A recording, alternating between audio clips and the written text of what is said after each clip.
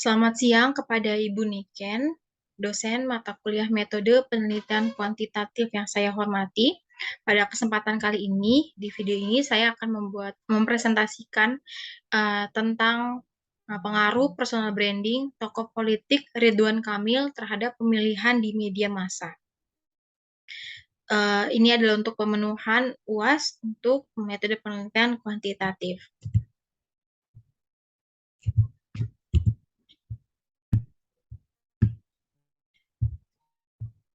Bab 1, pendahuluan, latar belakang, setiap orang dengan ciri khas masing-masing terlihat dari ciri fisik dan fisik yang melekat pada dirinya. Bentuk wajah, postur tubuh, karakter, dan bakat yang menjadi pembeda antara satu dengan yang lainnya. Dan itu membentuk keunikan diri masing-masing dan untuk pengembangan diri dari masing-masing individu. Personal branding adalah upaya membentuk citra diri dengan menampilkan karakter, kemampuan, keunikan, dan menjadi identitas. Kemudian, menciptakan kesan yang ingin dipersepsikan oleh orang lain. Personal branding dikaitkan dengan sesuatu yang positif. Tujuannya untuk mendapatkan pandangan positif, mendapatkan kepercayaan atau trust, dan juga dikaitkan oleh pembawaan skills, kepribadian, karakteristik unik seseorang, dan itu menjadi identitas yang kuat untuk dibandingkan dengan orang lain. Dunia politik dikenal dengan ungkapan politics is about image and its reality. Citra akhirnya menjadi faktor penentu. Citra seorang kandidat tokoh politik yang ditunjukkan disebut dengan personal brand, yang merupakan identitas pribadi yang menciptakan sebuah respon emosional terhadap kualitas dan nilai yang dimiliki orang lain. Personal branding disebut juga sebagai penunjang kesuksesan seorang pejabat publik, karena memudahkan mereka mendapatkan dukungan publik karena hal itu menjadi modal besar. Permasalahan personal branding pada tokoh politik Ridwan Kamil. 1. Bagaimana pengembangan teori personal branding Ridwan Kamil terhadap pemilihan. 2. Bagaimana masyarakat menilai personal branding yang diberikan oleh Ridwan Kamil. Tulisan ini bertujuan untuk menambah pemahaman penulis dan terkhusus mahasiswa jurusan ilmu komunikasi agar mampu memahami personal branding terhadap tokoh politik. Sehingga dengan pemahaman ini akan memberikan seperangkat alat bantu yang berguna untuk memahami teori personal branding. Bab 2, tinjauan pustaka. 2.1 Kajian teoritis. Personal branding tokoh politik harus dengan niat yang baik. 2. Personal branding merupakan usaha untuk menunjukkan keaslian diri, bukan dibuat-buat. Apalagi tokoh politik haruslah menunjukkan sisi mereka yang sebagaimana mestinya karena akan menjadi contoh bagi masyarakat.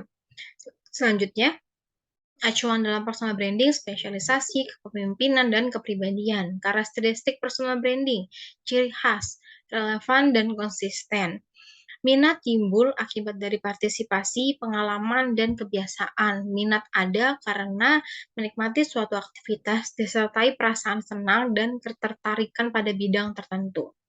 Hulog pada tahun 1995 menjelaskan 3 aspek minat, aspek kognitif, aspek afektif, dan aspek konatif.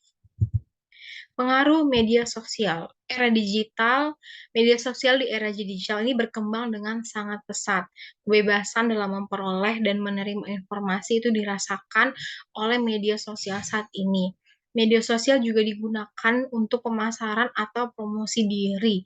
Dilakukan dengan kegiatan personal branding yang sering dilakukan di media sosial. Itu sudah kita rasakan saat ini di media sosial karena setiap orang berlomba-lomba untuk menampilkan dirinya yang baik di media sosial, dan itu juga terjadi oleh tokoh politik, tidak hanya masyarakat biasa, bahkan tokoh terkenal sekalipun.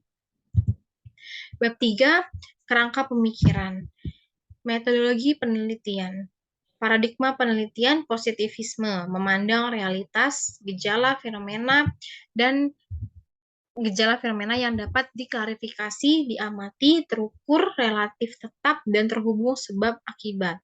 3.2 Metode penelitian. Penelitian survei deskriptif, explanatory, mengambil sampel dari populasi kelompok menggunakan kuesioner yang terstruktur. 3.3 Populasi dan sampel. Populasi adalah pemilih pemula dan pengguna media sosial yang mengikuti Ridwan Kamil. Sampel ditemukan 100 orang yang merespon. Teknik sampelnya multiple stage sampling. 3.4 Operational konsep. Ada konsep, variabel, dimensi, dan indikator. Yang pertama, konsepnya memperoleh informasi mengenai besarnya pengaruh personal branding Ridwan Kamil. Variabelnya penggunaan media sosial, dimensinya lingkungan media sosial, indikatornya hasil dari personal branding Ridwan Kamil terhadap khalayak. Yang kedua, konsepnya branding yang ditawarkan Ridwan Kamil kepada masyarakat, variabelnya hasil pekerjaan atau tindakan Ridwan Kamil, dimensinya lingkungan sosial, dan indikatornya kepuasan khalayak terhadap personal branding yang ditampilkan Ridwan Kamil. 3.5 Teknik pengumpulan datanya. Data primer diambil dari sumber asli, data sekunder seperti buku literatur, data media sosial, jurnal, dan skripsi yang mendukung. Bab 4, hasil penelitian dan pembahasan. Pertama, gambaran umum karakteristik responden. Pada penelitian pengumpulan data telah dilakukan dan didasari oleh kegiatan atau kampanye kecil-kecilan yang sering dilakukan oleh Ridwan Kamil yang cukup intens di media sosial milik pribadinya. Pada grafik 4.1 terlihat responden berdasarkan jenis kelamin. Yang terbanyak adalah perempuan sebanyak 64% dan laki-laki sebanyak 36%. Kemudian pada grafik 4.2, responden berdasarkan usia. 16-18 tahun sebanyak 42%, 19-21 tahun sebanyak 54%, dan di atas 21 tahun sebanyak 4%. Kemudian grafik 4.3, responden berdasarkan pendidikan terakhir. SD sebanyak 9%, SMA terbanyak yaitu 90%, dan diploma atau akademi itu sebanyak 1%. Kemudian grafik 4.4, responden berdasarkan wilayah. Bogor sebanyak 32%, Depok 16%, dan Bekasi terbanyak adalah 52%. Kedua, terpaan media sosial. Penggunaan media sosial sebagai sumber informasi yang terus diminati dan diamati, terkhusus pada kelompok pemula pada pemilihan yang cukup intens. Pada tabel 4.1, media sosial yang digunakan di sini terlihat terbanyak adalah Twitter, yaitu 54%, Instagram 38%, dan lainnya 2%, seperti Facebook, mungkin YouTube, seperti itu. Kemudian pada tabel 4.2, responden membaca, mendengar, melihat, menonton informasi yang membahas mengenai Ridwan Kamil. Di sini 1-3 kali dalam seminggu 74%, 4-6 kali dalam seminggu 19%, dan lebih dari 6 kali dalam seminggu itu 7%. Kemudian pada tabel 4.3, waktu dalam sehari yang responden gunakan untuk membaca, mendengar, melihat, menonton informasi mengenai Ridwan Kamil kurang dari 30 menit 62%, 31 sampai 60 menit 28%, 61 90 menit 3%, 90 125%, dan di atas 120 menit 2%. Pemilihan media sebagai saluran penyampaian informasi atau pemberitaan menjadi faktor yang efektif atau tidaknya itu dilakukan oleh Ridwan Kamil. Penelitian ini mengamati Ridwan Kamil yang lebih aktif menyampaikan informasi, berbagi keseharian dan aktivitasnya sebagai tokoh politik melalui media sosial Instagram. Hasil uji kolerasi antara online personal branding tokoh politik Gubernur Ridwan Kamil terhadap minat pemilih pemula sebesar 25,6%, dikategorikan rendah. Sementara hubungan yang diujikan antara dua variabel online personal branding, variabel X sebagai independen variabel terhadap minat pemilih, variabel Y sebagai dependen variabel didapatkan angka 50,6% dan dikategorikan sedang. Yang kedua, representational metafunction terdiri dari dua struktur dasar, yaitu struktur naratif yang memberikan ruang bagi audiens untuk membuat sebuah cerita mengenai represent partisipan, yaitu objeknya, orangnya, tempatnya, dan atau gambar. Struktur konseptual yang cenderung mengelompokkan represent partisipan untuk memberikan gambaran atau konsep kepada audiens mengenai siapa atau apa yang diwakili. Struktur naratif pada Ridwan Kamil terlihat pada media sosial milik Instagram pribadinya. Struktur konseptual ada pada kegiatan atau kampanye kecil-kecilan yang sering dan selalu dibagikan oleh Ridwan Kamil.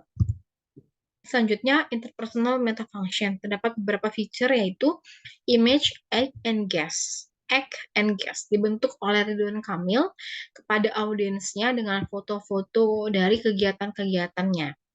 Kemudian menghasilkan social distance and intimacy, melihat bahwa Ridwan Kamil menjadi dekat dengan followersnya di media sosial miliknya. Kemudian permainan perspektif angle juga melibatkan konten-konten yang sering dibuat Ridwan Kamil di media sosial karena juga dapat membentuk konsep kekuatan yang dipengaruhi oleh bagaimana Ridwan Kamil memvisualisasikannya. Baik, terima kasih atas presentasi kali ini. Maaf kata jika masih banyak yang kurang dan perlu diperbaiki. Mohon untuk kerelaan Ibu Niken sebagai dosen mata kuliah ini. Terima kasih atas kesempatannya selama 1 semester ini. Semoga ya, saya juga sebagai mahasiswa mendapatkan pelajaran yang berharga, dan juga Ibu Niken sebagai dosen juga bisa terus membimbing murid-murid terutama di Mercu Buana. Terima kasih.